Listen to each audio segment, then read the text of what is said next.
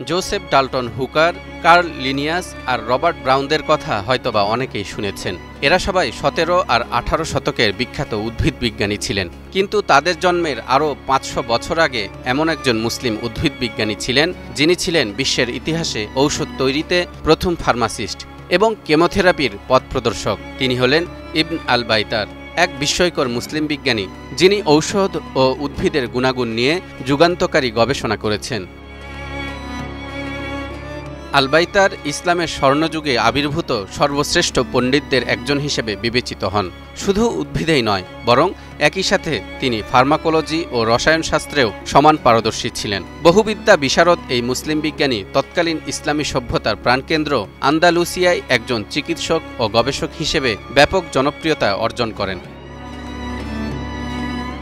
ইবন আল বাইতারের পুরো নাম ছিল আবু মুহাম্মদ আবদুল্লাহ ইবনে আহমদ ইবনে আল বাইতার। তিনি ১১৯৭ খ্রিস্টাব্দে স্পেনের মালাগা শহরে জন্মগ্রহণ করেন। ভেষজ উদ্ভিদের গুণাগুণ ও চিকিৎসায় তাদের ব্যবহারের প্রতি ছোটবেলা থেকেই ছিল তার প্রবল আগ্রহ। সেজন্য তিনি আন্দালুসের বিখ্যাত বিজ্ঞানী আবু আল আব্বাস আল নাবাতির কাছে শিক্ষালাভ করেন এবং তার তত্ত্বাবধানে গবেষণা শুরু করেন।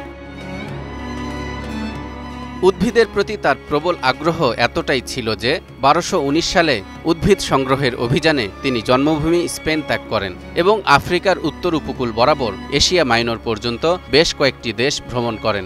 এ অভিযানে তিনি Morocco, Algeria, Tunisia, Syria, Lebanon, ফিলিস্তিন ও মিশরের পথে প্রান্তরে ঘুরে বেড়ান এবং মূল্যবান বিভিন্ন গাছপালা সংগ্রহ করেন। ১২২৪ সালে তিনি তৎকালীন মিশরের গভর্নর কামিলের চাকরিতে প্রবেশ করেন এবং প্রধান ভেষজ বিশেষজ্ঞ হিসেবে নিযুক্ত হন। ইবন আল বাইতার ছিলেন প্রথম মুসলিম বিজ্ঞানী যিনি বিশ্বের ইতিহাসে প্রথম বোটানিক্যাল এনসাইক্লোপিডিয়া আল জামে লিমুফরাদাত আল আদাউইয়া ওয়াল আগাদিয়াহ লেখেন, যেখানে তিনি প্রায় ১৪০০ ভেষজ উদ্ভিদ, খনিজ ও প্রাণিজ উপাদানের ঔষধি গুণাগুণ লিপিবদ্ধ করেন। মিশরে থাকার সময় তিনি এটি সংকলন করেন এবং বইটিকে ৪টি ভাগে বিভক্ত করেন।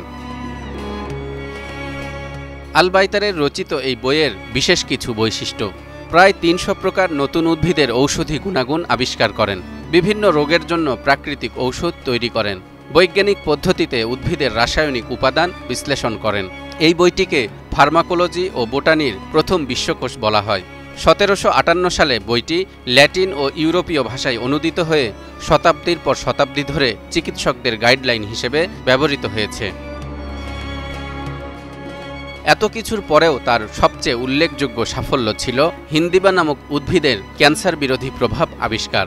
এই উদ্ভিদের অ্যান্টি ক্যান্সার বৈশিষ্ট্য রয়েছে এবং এটি টিউমার এবং নিউরোপ্লাস্টি রোগের চিকিৎসার জন্য ব্যবহার করা যেতে পারে বলে তিনি তার গবেষণা গ্রন্থে উল্লেখ করেছিলেন।